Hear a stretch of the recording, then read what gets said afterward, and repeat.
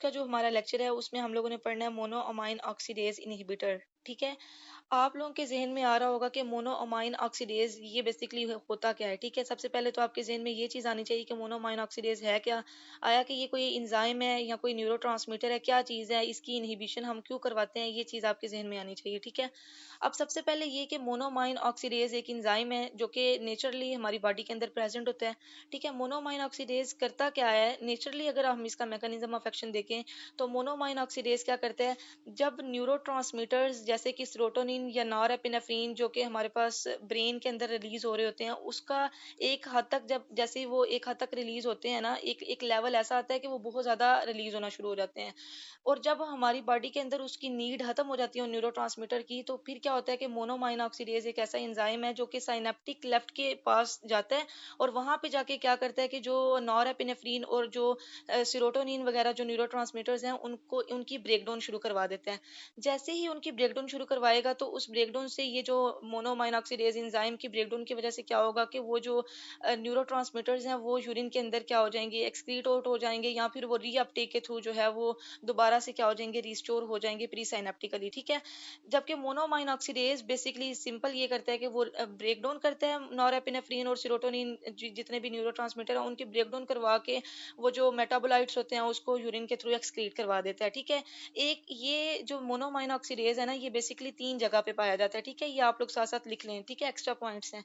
एक तो ये ब्रेन के अंदर पाया जाता है मोनोमाइन ऑक्सीडेज एंजाइम, उसके बाद ये गट के अंदर पाया जाता है। ठीक है। उसके बाद ये जो है वो लिवर के अंदर पाया जाता है। ठीक है। ब्रेन के अंदर तो मैंने आपको बता दिया कि सिंपली मोनोमाइन ऑक्सीडेज क्या करता है कि वो ब्रेक डाउन करवाता है, अगर नेचुरल मैकेनिज्म उसका देखा जाए न्यूरोट्रांसमीटर्स की ब्रेक डाउन करवा के उसको एक्सक्रीट करवा देता है यूरिन के थ्रू।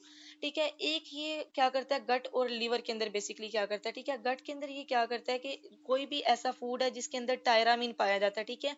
देखो हम बहुत सारे ऐसे फूड खाते हैं जैसे चीज हो गया या कोई भी ऐसे फूड जिनके अंदर टायरामीन जो है वो प्रेजेंट है। ठीक है। अब टायरामीन बेसिकली क्या है कि अगर वो बॉडी के अंदर बहुत ज्यादा प्रेजेंट होगा तो वो टॉक्सिक मेटाबोलाइट्स में कन्वर्ट हो जाएगा और वो ज्यादा से ज्यादा नॉरएपिनेफ्रिन की जो है ना वो रिलीज करना शुरू कर देगा। ठीक है। तो हमने क्या करना है कि टायरामीन जो फूड कोई ऐसा फूड जो हम ले रहे हैं जिसके अंदर टायरामीन की कंसेंट्रेशन ज्यादा है, तो कुदरती तौर पे ये जो मोनोमाइन ऑक्सीडेज एंजाइम होता है ये क्या करता है कि ये ऑक्सीडेटिव डीअमाइनेशन के थ्रू क्या करवा देता है, टायरामीन को इनएक्टिव मेटाबोलाइट्स में कन्वर्ट करवा देता है। ठीक है। अब जैसे ही कोई ऐसा फूड है जो हम लोगों ने ऐसा लिया जिसके अंदर टायरामीन पहले से प्रेजेंट है, तो मोनोमाइन ऑक्सीडेज क्या करेंगे, वो एक्टिवेट होंगे, वो एक्टिवेट होके क्या करेंगे कि जो टायरामीन है उसको टॉक्सिक मेटाबोलाइट्स को इनएक्टिव मेटाबोलाइट्स में कन्वर्ट कर देगा। ठीक है। वो जो इनएक्टिव मेटाबोलाइट्स होंगे वो फिर क्या करेंगे, वो बॉडी को हार्मफुल इफेक्ट नहीं देंगे और वो बॉडी को जो है वो जो ये मोनोमाइन ऑक्सीडेज है ये प्रिवेंट कर लेगा ये टायरामीन की टॉक्सिसिटी से। ठीक है। अब बेसिकली होता क्या है कि हम लोग क्या करते हैं, मोनोमाइन ऑक्सीडेज इनहिबिटर्स देते हैं। ठीक है। मोनोमाइन ऑक्सीडेज इनहिबिटर्स हम क्यों देते हैं, ये ड्रग हम डिप्रेशन में क्यों पढ़ रहे हैं, मतलब एंटी डिप्रेसेंट के तौर पे हम ये ड्रग क्यों पढ़ रहे हैं कि मोनोमाइन ऑक्सीडेज देखिए मैंने बताया कि न्यूरॉन्स के अंदर ये क्या करता है, मतलब ब्रेन के अंदर ये बेसिकली क्या करता है, ब्रेकडाउन करवाता है नेचुरली अगर इसको देखा जाए। लेकिन हम इनहिबिटर इस वजह से देते हैं क्योंकि डिप्रेशन के अंदर हमारे पास नॉरएपिनेफ्रिन सेरोटोनिन का लेवल क्या होता है, कम होता है। ठीक है। इसका लेवल कम होता है, इस वजह से हम कोशिश ये करते हैं कि हमने साइनेप्टिक लेफ्ट के अंदर ज्यादा से ज्यादा नॉरएपिनेफ्रिन और सेरोटोनिन को लेके आना है। ठीक है। प्री साइनेप्टिकली ज्यादा से ज्यादा जो है वो हमारे पास नॉरएपिनेफ्रिन और सेरोटोनिन जो है वो साइनेप्टिक लेफ्ट के अंदर रिलीज हो रही हो, तो हम क्या करते हैं कि मोनोमाइन ऑक्सीडेज इनहिबिटर्स दे देते हैं। जैसे ही वो कोई ऐसी ड्रग जो मोनोमाइन ऑक्सीडेज इनहिबिटर के तौर पे काम कर रही है कि वो मोनोमाइन ऑक्सीडेज एंजाइम को इनहिबिट कर रही है, इरिवर्सिबली इनहिबिट कर रही है। इरिवर्सिबल का मतलब ये है कि वो फिर उसको दोबारा से उसका जो मैकेनिज्म है वो रिवर्स नहीं हो सकता। ठीक है। वो एक दफा उसने अगर ब्लॉक कर दिया है तो वो फिर ब्लॉक ही रखेगी जब तक कि उस ड्रग की हाफ लाइफ होगी। ठीक है। तो ये है कि जब इसको ये जो मोनोमाइन ऑक्सीडेज इनहिबिटर्स हम देते हैं तो वो उस एंजाइम को क्या कर देते हैं, ब्रेन के अंदर जाके ब्लॉक कर देते हैं। जैसे ही वो ब्रेन के अंदर ब्लॉक हो गया तो ज्यादा से ज्यादा साइनेप्टिक लेफ्ट के अंदर क्या होगा, नॉरएपिनेफ्रिन या सेरोटोनिन का लेवल ज्यादा प्रेजेंट होगा। वो ज्यादा प्रेजेंट होगा तो वो ज्यादा जो है वो पोटेंशियली जाके बाइंड करेगा रिसेप्टर्स के साथ, और रिसेप्टर के साथ जब पोस्ट साइनेप्टिकली बाइंड करेगा तो डिप्रेशन के जो सिम्टम्स हैं वो क्या हो जाएंगे, ठीक हो जाएंगे। ठीक है। तो बेसिकली यहाँ पे मोनोमाइन ऑक्सीडेज इनहिबिटर हम क्यों देते हैं, वो इरिवर्सिबली या रिवर्सिबली इनएक्टिवेट कर देते हैं मोनोमाइन ऑक्सीडेज एंजाइम को, ताकि जो हमारे पास जो न्यूरोट्रांसमीटर्स की डिग्रेडेशन होती है उसको जो है वो एस्केप एस्केप का मतलब बेसिकली ये होता है बचाया जा सके, ताकि क्योंकि मोनोमाइन ऑक्सीडेज क्या करते हैं वो ब्रेक डाउन करवा देते हैं। ठीक है, जब उसकी जरूरत नहीं होती हमें न्यूरोट्रांसमीटर्स की तो वो उसकी ब्रेक डाउन करवा देते हैं। तो हम बेसिकली क्या करते हैं कि बच्चे मैंने रिकॉर्डिंग ऑन कर दी है, ठीक है। तो हम बेसिकली क्या करते हैं कि इसकी जो डिग्रेडेशन है उसको हमने जो है वो बचाना होता है, ठीक है। और इस वजह से ये प्री साइनेप्टिकली फिर ज्यादा से ज्यादा प्रेजेंट होती है, और फिर साइनेप्टिक लेफ्ट के अंदर इसकी कंसंट्रेशन ज्यादा हो जाती है जब मोनोमाइन ऑक्सीडेज इनहिबिटर हम देते हैं, ठीक है। ये बेसिकली आपको थोड़ा बहुत आइडिया हो गया कि अच्छा मोनोमाइन ऑक्सीडेज होता क्या है। सिंपली अगर देखा जाए तो ये एक एंजाइम होता है, ये लिवर गट और न्यूरॉन्स के अंदर मतलब ब्रेन के अंदर प्रेजेंट होता है, नर्व्स के अंदर प्रेजेंट होता है। ब्रेन के अंदर इसका क्या काम होता है और जो गट और लिवर के अंदर इसका क्या काम होता है, हमने सिंपली ये दोनों चीजें पढ़ ली हैं, ठीक है। उसके बाद अगर हम बात करें इसकी ड्रग्स की, तो बच्चे मैंने इसके ड्रग के लिए भी एक जो है ना वो निमोनिक बनाया था कि प्लीज ट्राई इम्प्रूविंग स्पिरिट। अगर आप ये लाइन याद रख लेते हैं तो ड्रग्स याद करना आपके लिए मुश्किल नहीं होगा, ठीक है। इसमें सबसे पहले देखिए फेनलजीन, ट्रेनाइल सिप्रामीन, उसके बाद आइसोकार्बोक्सिल एंड सैलिजिलिन, ठीक है। ये जो चारों ड्रग्स हैं ये बेसिकली मोनोमाइन ऑक्सीडेज इनहिबिटर की क्लास में आती हैं, ठीक है। अब कहते हैं कि यही एक ऐसी क्लास है, मोनोमाइन ऑक्सीडेज एक ऐसी क्लास है जिसकी जो ड्रग्स हैं वो ट्रांसडर्मल पैचेस के अंदर भी मौजूद होती हैं, ठीक है। अब आपके जहन में ये एक क्वेश्चन आ रहा होगा कि ट्रांसडर्मल पैचेस में हमें क्यों जरूरत पड़ती है इस ड्रग की, तो वो मैं आगे आप लोगों को बताती हूँ कि ट्रांसडर्मल पैचेस में हम इस ड्रग को क्यों देते हैं, ठीक है। अब बेसिकली कहते हैं कि ये जो ड्रग है ना इसको वैसे तो ये हमने पढ़ा कि ये ट्रांसजर्मल डिलीवरी इसी ही ड्रग की होती है, लेकिन कुछ डाइटरी रिस्ट्रिक्शन की वजह से ना ये ड्रग बहुत ज्यादा मतलब कॉशन के साथ या कह लें कि बहुत ज्यादा देख के पेशेंट की कंडीशंस को देख के दी जाती है। मतलब समझे कि ये एक लास्ट ऑप्शन है बाकी सारी एंटी डिप्रेसेंट क्लास में से। क्यों? क्योंकि इसके डाइटरी इंटरेक्शन बहुत ज्यादा है, ठीक है, डाइटरी रिस्ट्रिक्शंस बहुत ज्यादा है। और डाइट कोई भी ऐसा फूड अगर हम ले रहे हैं जिसके अंदर टायरामीन बहुत ज्यादा है, तो अगर हम कोई ऐसी साथ ड्रग दे रहे हैं जैसे हम मोनोमाइन ऑक्सीडेज इनहिबिटर्स ही दे रहे हैं, तो मोनोमाइन ऑक्सीडेज इनहिबिटर तो बेसिकली क्या कर रहा है, वो टायरामीन की जो वो कंसंट्रेशन है वो बेसिकली वो मोनोमाइन ऑक्सीडेज एंजाइम को ब्लॉक कर रहा है। तो टायरामीन क्या होगा, वो इनएक्टिव मेटाबोलाइट में कन्वर्ट नहीं होगा।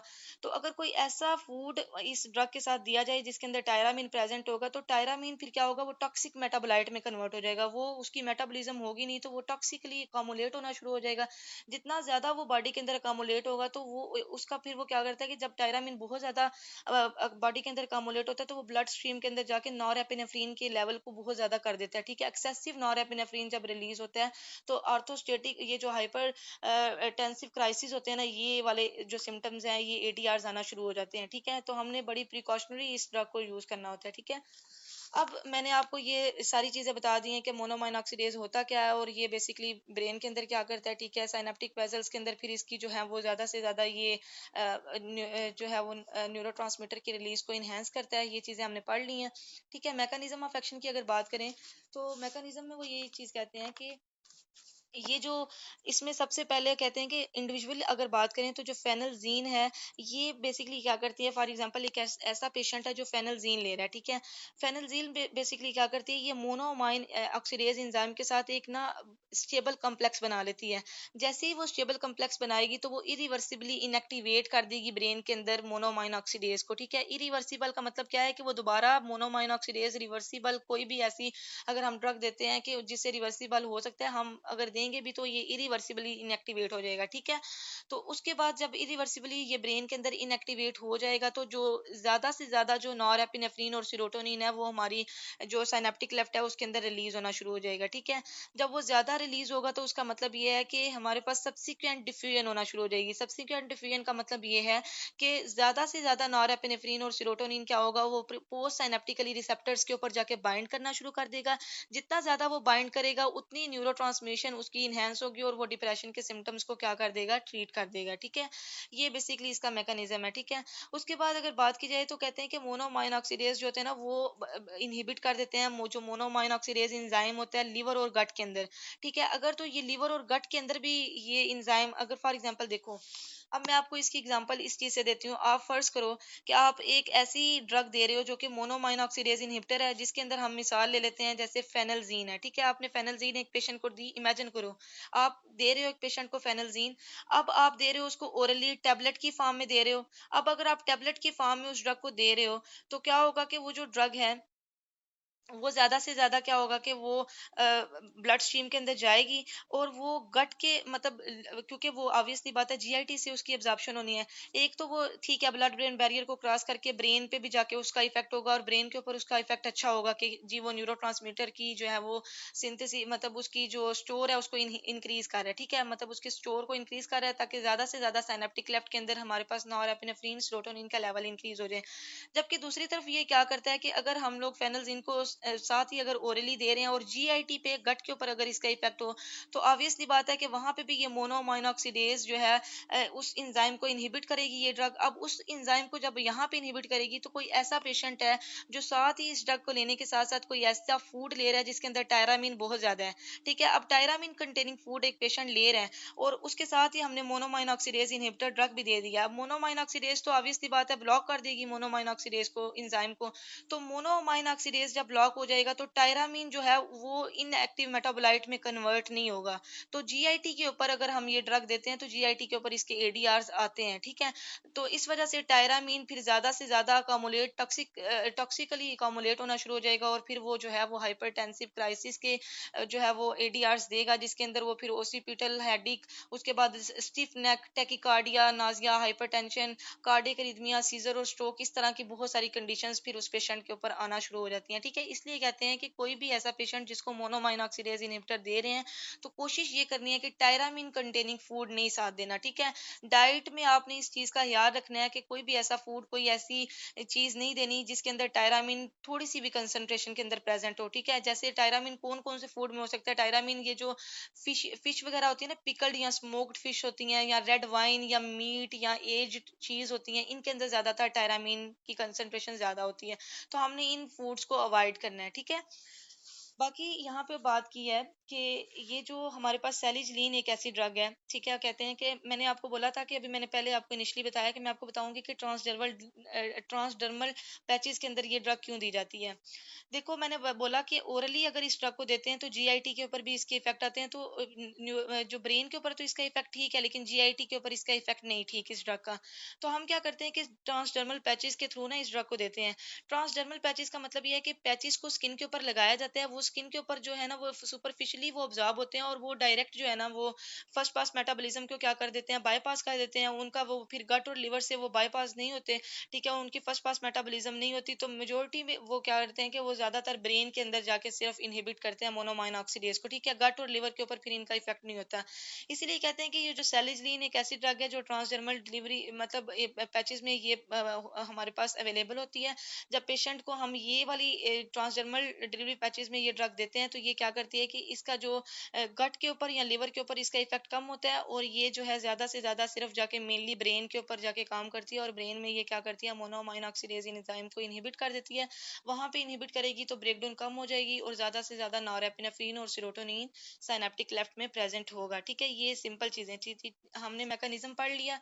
इंडिविजुअल मैकेनिज्म हमने फेनलजीन का भी पढ़ा और सैलिजलीन का भी पढ़ा, ठीक है। फेनलजीन हमने बोला कि ये दोनों तरह से काम करती है, मतलब ये हमारे पास गट और लिवर पे भी जाके अपना काम करती है, उधर भी जाके ये ब्लॉकेज करती है, और ये ब्रेन के अंदर भी इरिवर्सिबली इनएक्टिवेट कर देती है, ठीक है।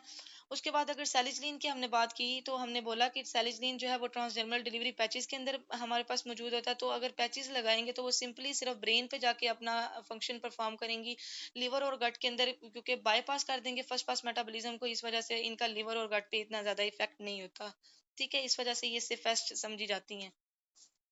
उसके बाद ऑनसेट ऑफ एक्शन की बात करें तो ये जो ड्रग जैसे ही हम लोगों ने मोनोमाइन ऑक्सीडेज इनहिबिटर दिए ना, तो इसको जो है ना कुछ दिन लगते हैं मोनोमाइन ऑक्सीडेज को ब्लॉक करने में, ठीक है। अब मोनोमाइन ऑक्सीडेज को ब्लॉक करने में कुछ दिन लगेंगे, तो इस वजह से इसका जो है ना जैसे ही हम ये वाली ड्रग्स देते हैं तो एंटी डिप्रेसेंट इफेक्ट जो इन ड्रग्स का आता है आफ्टर सेवरल वीक्स आता है, ठीक है। डिलेड या फिर हम कह सकते हैं स्लो इनका जो है ना वो इफेक्ट आता है। आफ्टर सम वीक्स इनका इफेक्ट हमें मतलब पॉजिटिव रिस्पांस आना शुरू होता है कि अच्छा डिप्रेशन उस पेशेंट का का ट्रीट हो रहा है वो जो मोनोअमाइन ऑक्सीडेज इनहिबिटर जो पेशेंट ले रहा है, ठीक है। तो ये नहीं कि फौरन एट द स्पॉट आपने मेडिसिन ली और अगले 2 दिन के बाद डिप्रेशन के सिम्टम जो है रिवर्स हो गए, ऐसा नहीं होता, ठीक है। इस ड्रग को आप लेते हैं और इसका डिलेड एक्शन होता है, ये जो है वो बहुत टाइम के बाद एक दो वीक लगते हैं पॉजिटिव रिस्पांस आने में, ठीक है। उसके बाद यहाँ पे क्या है, थेराप्यूटिक यूजेस की अगर हम बात करें इस ड्रग की, तो मोनोअमाइन ऑक्सीडेज इनहिबिटर वो कहते हैं कि ये ऐसी, मैंने आपको पहले बताया क्योंकि इसकी डाइटरी रिस्ट्रिक्शंस बहुत ज़्यादा हैं, क्योंकि ये अगर हम ओरली इस ड्रग को देते हैं तो जीआईटी और लिवर पे भी जाके ये इनहिबिट करता है मोनोअमाइन ऑक्सीडेज को, और वहाँ पे ये इंपॉर्टेंट इंजाइम है क्योंकि वहाँ पे ये टायरामीन कंटेनिंग फूड की जो है ना वो इनएक्टिव कर देता है उस फूड को, ठीक है। तो अगर ये एंजाइम वहाँ पे मौजूद ही नहीं होगा, इसको हम ब्लॉक कर देंगे तो टायरामीन ज्यादा अकामुलेट होना शुरू हो जाएगी। इस वजह से कहते हैं कि थेरेप्यूटिक यूजेस में वो कहते हैं हम उस डिप्रेशन के लिए इस ड्रग को यूज करते हैं जो कि दूसरी एंटी डिप्रेसेंट ड्रग से अनरिस्पॉन्सिव होता है, ठीक है। जैसे अगर किसी पेशेंट को एसएसआरआईज भी दे रहे हो, एसएनआरआई भी दे दिए, ट्राईसाइक्लिक एंटी डिप्रेसेंट भी दे रहे हैं, लेकिन सिम्टम्स रिवर्स नहीं हो रहे, ठीक है, सिम्टम ट्रीट नहीं हो रहे, तो फिर डॉक्टर जो है वो क्या करता है कि मोनोमाइन ऑक्सीडेज इनहिबिटर को जो है वो लास्ट, समझे कि एज अ लास्ट थेरेपी देता है कि चलें, वो कहता है कि हो सकता है कि ये मोनोमाइन ऑक्सीडेज इनहिबिटर से पेशेंट जो है वो ठीक हो जाए, ठीक है। उसके बाद कहते हैं कि ड्रग ड्रग और ड्रग फूड इंटरेक्शन इसकी बहुत ज्यादा होती है, इस वजह से इन इन इस क्लास को जो है वो ज्यादातर अवॉइड किया जाता है एंटी डिप्रेसेंट के तौर पे, ठीक है। फार्माकोकाइनेटिक की अगर बात करें तो फार्माकोकाइनेटिक में कहते हैं कि ये वेल अब्जॉर्ब होती है ओरल एडमिनिस्ट्रेशन के बाद, ठीक है। और इसके बाद कहते हैं कि जैसे फॉर एग्जांपल देखो मोनोमाइन ऑक्सीडेज हम इनहिबिटर दे रहे हैं, तो क्योंकि ये फिर क्या करता है कि बॉडी के अंदर मोनोमाइन ऑक्सीडेज एंजाइम को कम कर देते हैं, तो वो कहते हैं कि ये नहीं होता कि आप ड्रग दे रहे हैं और ड्रग के बाद अगर मोनोमाइन ऑक्सीडेज जो एंजाइम है वो कम हो गया तो इसका मतलब ये नहीं कि बॉडी से ये बिल्कुल ही एलिमिनेट हो गया या बिल्कुल ही ये एंजाइम फिर उसके बाद रीजनरेट नहीं हुआ, ऐसा नहीं होता। जैसे ही आप ड्रग को जो है वो लेना छोड़ देते हैं तो आफ्टर सम वीक्स जब ये इन ड्रग्स का जो है वो एलिमिनेशन ऑफ लाइफ जो है वो खत्म हो जाती है या ये बॉडी से एक्सक्रीट आउट हो जाते हैं इसके मेटाबोलाइट्स, तो फिर क्या होता है कि वो जो एंजाइम होता है मोनोमाइन ऑक्सीडेज वो दोबारा रीजनरेट हो जाते हैं। और फिर अगर हम टायरामिन कंटेनिंग फूड उस पेशेंट मतलब कोई भी इंसान है वो ले ले तो कोई मसला नहीं होता, क्योंकि फिर कुदरती तौर पे ये मोनोमाइन ऑक्सीडेज एंजाइम जो है ये दोबारा रीजनरेट हो जाता है, ठीक है। मेटाबॉलिज्म की अगर बात करें तो ये लीवर से मेटाबोलाइज होती है और एक्सक्रीशन अगर इसकी देखें तो यूरिन से ये एक्सक्रीट होता है, ठीक है। एडीआरस मैंने आपको पहले से ही बता दिए हैं कि अगर कोई ऐसा पेशेंट है जो टायरामिन कंटेनिंग फूड साथ ले रहे हैं तो उसको एडीआरस किस वजह से आ जाएंगे, क्योंकि एडीआरस इस वजह से आएंगे क्योंकि गट के ऊपर भी जाके ये मोनोमाइन ऑक्सीडेज को ब्लॉक करेगी, तो फिर ये हाइपरटेंसिव क्राइसिस, मेजरली आपने याद रखना है कि hypertensive crisis tyramine containing food की वजह से इसका एडीआर आता है, जिसके अंदर डिफरेंट सिम्टम्स मैंने आपको पहले से बता दिए, ऑसिपिटल हेडेक और स्टिफ नेक वगैरह आ जाते हैं। और अदर एडीआरस की बात करें तो इसके अंदर ड्रोजीनेस, उसके बाद इसमें orthostatic hypotension, blood vein, dry mouth और कॉन्स्टिपेशन जैसे एडीआरस भी आते हैं, ठीक है। उसके बाद देखिए इसके बाद ना वो कह रहे हैं कि ये जो ड्रग है ना इसका वॉश आउट पीरियड हमने देख लेना है। कहते हैं कि अगर कोई पेशेंट है जैसे एसएसआरआईज जो होते हैं ना उनको इसके साथ नहीं देना चाहिए, क्योंकि एसएसआरआईज की भी हाफ लाइफ बहुत ज्यादा होती है, एक्सेप्ट फ्लॉक्सिटीन, ठीक है। बाकी जितने भी हम ड्रग्स देते हैं उनकी हाफ लाइफ बहुत ज्यादा होती है, तो वो बॉडी के अंदर बहुत टाइम के लिए प्रेजेंट होते हैं। अब एक पेशेंट है जिसको अगर हम लोग एसएसआरआईज दे रहे हैं और साथ ही हम क्या कर देते हैं मोनोमाइन ऑक्सीडेज इनहिबिटर भी देते हैं, तो पोटेंशिएट इफेक्ट आना शुरू हो जाएगा, मतलब कि ओवर प्रोडक्शन न्यूरो की होना शुरू हो जाएगी। अब हमें ओवर प्रोडक्शन भी नहीं चाहिए, क्योंकि ओवर प्रोडक्शन अगर न्यूरो की होना शुरू हो जाएगी तो मैनिया की कंडीशन भी उस पेशेंट पे आ सकती है, ठीक है। तो हमने ओवर प्रोडक्शन को प्रिवेंट करने के लिए ऐसे करना है कि अगर कोई ऐसा पेशेंट है जो पहले से ऐसा सारा ही ले रहा है और हम चाहते हैं कि हम थेरेपी को चेंज करें और हम उस पेशेंट को मोनोमाइन ऑक्सीडेज इनहिबिटर्स दें, तो हम ये करेंगे कि 14-15 दिन का वक्फा देंगे, ताकि जो पहले से ऐसा सारा ही कि जो मेटाबोलाइट उस पेशेंट के अंदर प्रेजेंट है पहले से वो क्योंकि डिलेड रिस्पांस होता है इन ड्रग्स का आफ्टर जो है वो ड्रग्स देने के बाद एक दो हफ्ते लगते हैं प्रॉपर डिप्रेशन को ट्रीट करने में। तो हम ये करते हैं कि इसको 14 से 2 से 3 वीक का जो है ना वो वॉश आउट पीरियड देते हैं, ताकि पहले से जो एसएसआरआई दी हुई है वो उसके मेटाबोलाइट्स जो है वो यूरिन से एक्सक्रीट हो जाएं। उसके बाद फिर हम जो है वो मोनोमाइन ऑक्सीडेज इनहिबिटर्स देते हैं, ठीक है। इसके बाद वो कहते हैं कि फ्लॉक्सिटीन के बारे में उन्होंने सिंपल ये बताया कि should be discontinues at least 6 weeks before monoamine oxidase inhibitor is initiated, ठीक है। उसके बाद यहाँ पे ये हमारी जो एंटी डिप्रेसेंट में जितनी भी क्लासेस थी वो कवर हो गई हैं। हमने सबसे पहले पढ़ा इसमें एसएसआरआईज पढ़े थे, फिर एसएनआरआईज पढ़े, उसके बाद हमने इसमें ट्राइसाइक्लिक एंटी डिप्रेसेंट्स को पढ़ा, और अब हमने मोनोअमाइन ऑक्सीडेज इनहिबिटर्स भी पढ़ लिए हैं। ठीक है। नेक्स्ट अगर हम बात करें तो हम मैनिया की कंडीशन को ट्रीट करने के लिए पढ़ेंगे कि मैनिया बेसिकली क्या होता है और मैनिया के लिए हम कौन सी ड्रग्स को यूज कर सकते हैं। ठीक है। मैनिया को बेसिकली बाइपोलर डिसऑर्डर्स भी कहा जाता है, और बाइपोलर डिसऑर्डर मैंने आपको बड़े अच्छे तरीके से बताया है कि इसके अंदर पेशेंट के ऊपर दो फेजेज आती हैं, एक एक्सट्रीम अग्रेसिव फेज आती है और एक एक्सट्रीम डिप्रेसिव फेज आती है। ठीक है। तो उसके बाद अगर बात की जाए तो यहाँ पे मैनिया के ट्रीटमेंट के लिए सिंपल, ये कोई इतना इंपॉर्टेंट टॉपिक नहीं है मैनिया वाला, ये सिंपल, अब आप लोग मैं आप लोगों को पढ़ाऊंगी तो बस कंसेप्ट याद रखो, याद करने की जरूरत नहीं है। ठीक है।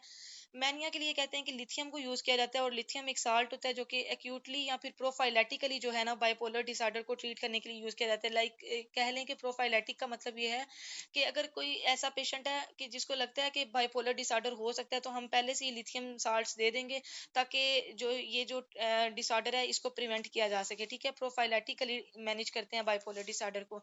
मैकेनिज्म ऑफ एक्शन की बात करें तो वो कहते हैं इसका कोई खास मैकेनिज्म अननोन है, मतलब यूएसपी या किसी भी ऐसी बुक्स के अंदर प्रॉपर जो बुक्स हैं उनके ऊपर कोई भी इसका मेंशन मैकेनिज्म ऑफ एक्शन नहीं है कि अच्छा लिथियम कहाँ पे जाके जो है वो एक्ट करती है और क्या इसका मैकेनिज्म है, ये कोई डिफाइंड मैकेनिज्म नहीं है। ठीक है।